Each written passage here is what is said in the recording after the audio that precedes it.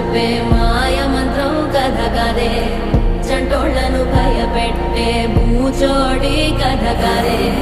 తాత ముత్తాతమ్మల భూతాల కథ కదే, విక్రమాదిత్యుడు చెప్పిన వేదాళుడి కథ కదే, దీపము నుండి దెయ్యం వచ్చే అల్లావుద్దీన్ కథ కాదే, ఇది ముడత చర్మం ముసలి చెప్పే